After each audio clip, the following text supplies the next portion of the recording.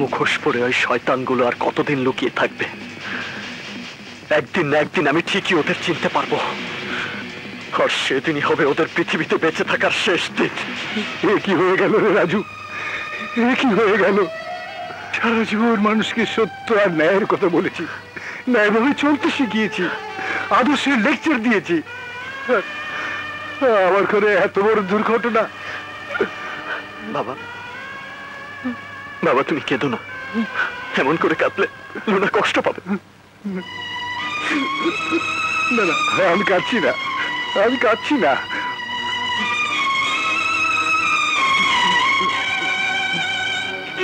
মা, মা লুনা, মারে বাবা। কাঁদিস নে মা, কাঁদিস নে। তোর কোনো ক্ষতি হয়নি রে মা। যারা তোর সর্বনাশ করেছে তোরা নষ্ট হয়ে গেছে, তোরা নষ্ট হয়ে গেছে। তোর কিছু হয়নি রে মা, তোর কিছু হয়নি, তোর কিছু হয়নি। রাজু কয়েকদিন ধরে কলেজে আসছে না, কি হয়েছে ওর? তোমরা একবার খোঁজ দিও তো দেখলে না? আসলে আমরা বন্ধু নামের কলঙ্ক। এতদিন ধরে রাজু কলেজে আসছে না, আর আমরা একটা খোঁজও নিয়ে দেখলাম না। ওই তো রাজু আসছে, ওই যে রাজু এসেছে। রাজু, রাজু কি রে, কি হয়েছে তোর? আমার পরিবারে একটা দুর্ঘটনা ঘটে গেছে। দুর্ঘটনা? সে আমি তোদের বলতে পারবো না। ইভা কোথায় রে? ইভাও তো আজ কদিন ধরে কলেজে আসছে না। নিশ্চয়ই আমি না আসাতেও খুব রাগ করেছে। আমি ওর বাসায় যাব, আমার সব দুঃখের কথা ওকে খুলে বলবো।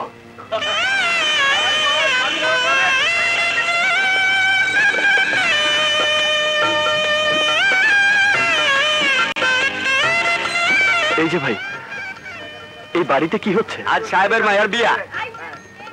সাহেবের মেয়ের বিয়ে? মানে ইভার বিয়ে? আরে এই কাজী সাহেব এখন আসেনি? আরে যা যা, জলদি খবর। যাচ্ছি, কোনো অসুবিধা হলে বলবে না।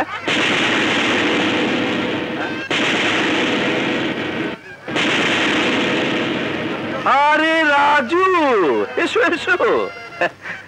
যদিও আমার মেয়ের বিয়েতে গরিব মানুষদের দাওয়াত দেওয়া হয়নি, তবু তুমি এসেছো, আমি খুব খুশি হয়েছি, যেহেতু তুমি এবার ক্লাস ফ্রেন্ড। তবে এই পোশাকটা না পরে আসলো পারতে, বিয়ে বলে কথা, সোসাইটির গণ্যমান্য লোকরা এখানে আসবে। কি পোশাক পরে এসেছো তুমি?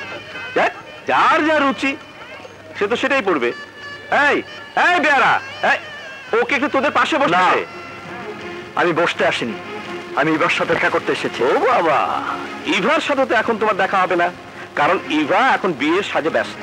একটু পরেই আমেরিকায় ফেরত ওর হবু জামাই আসবে। এখন তোমার মতো একটা থার্ড ক্লাস ছেলের সাথে ওর কথা বলার সময় হবে বলে আমার মনে হয় না। আর তাছাড়া তোমার এই নোংরা পোশাকে আমার বাড়ির অন্দরমহলে তোমাকে ঢুকতে দিলে আমার সোসাইটির লোকেরা আমাকে খারাপ ভাববে। মিস্টার চৌধুরী, আমার তো পোশাকটা খারাপ, নোংরা, যা সাবান দিয়ে পরিষ্কার করা যাবে, কিন্তু আপনার তো মনটাই খারাপ, যা সাবান দিয়ে পরিষ্কার হবে না। আপনার এই দুর্গন্ধ শরীরটা ঢাকতে দামি সেন্টের দরকার হবে, কিন্তু আমাদের মতো গরিবদের গায়ের গন্ধ ঢাকতে কোনো সেন্টের দরকার হবে না। তোর এত বড় সাহস, আমার বাড়িতে দাঁড়িয়ে আমাকে ধমক দিস? মিস্টার চৌধুরী, আপনি যদি ইভার বাবা না হতেন তাহলে আপনার হাত ভেঙে গলায় দিয়ে দিতাম। এই ছোকরা, এই ছোকরা, তোকে কিভাবে শায়েস্তা করতে হবে তা আমার জানা আছে। কিসের বিয়ে? হ্যাঁ, কিসের বিয়ে? এই বিয়ে আমি মানি না। শুনুন আপনারা, একটা সাবালিকা মেয়ের ইচ্ছার বিরুদ্ধে তাকে জোর করে বিয়ে দেওয়া হচ্ছে। এই বিয়ে কিছুতেই হতে পারে না। এই বিয়েতে ইভার কোনো মত নেই। না, এই বিয়েতে আমার মত আছে।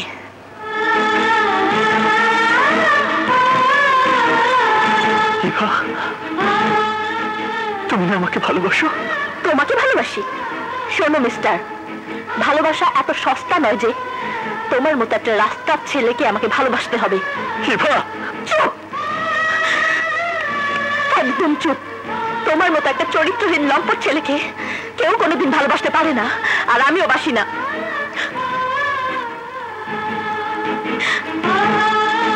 ইভা, তুমি আমাকে বলছো চরিত্রহীন লম্পট? তোমার কি মাথা খারাপ হয়ে গেছে? না, মাথা এখন ঠিক হয়েছে।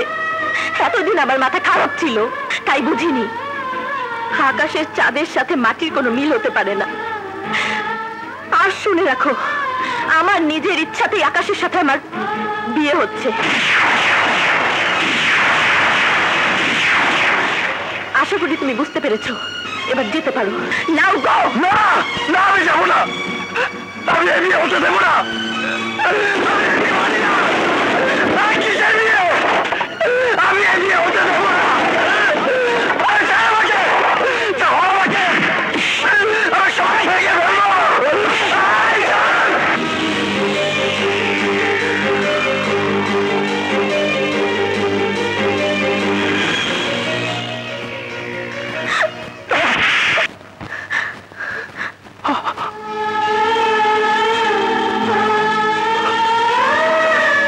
তোমার এত বড় সাহস, তুমি আমার বাবার গায়ে হাত দিয়েছো?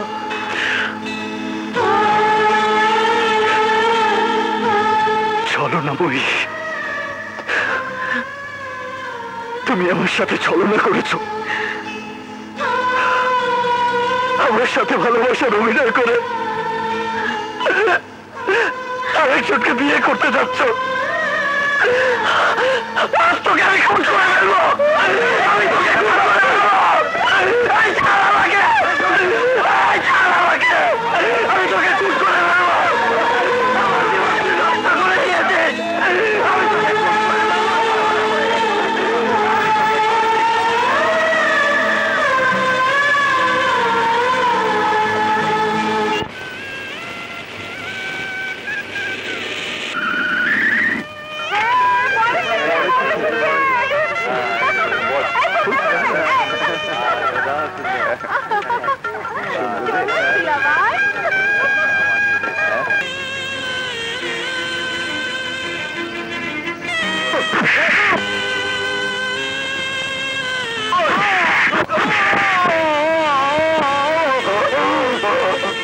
বলো মা কবুল, বলো মা কবুল, বলো মা কবুল,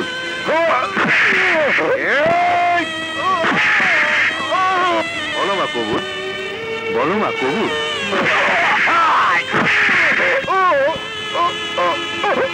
বলো মা কবুল, বলো মা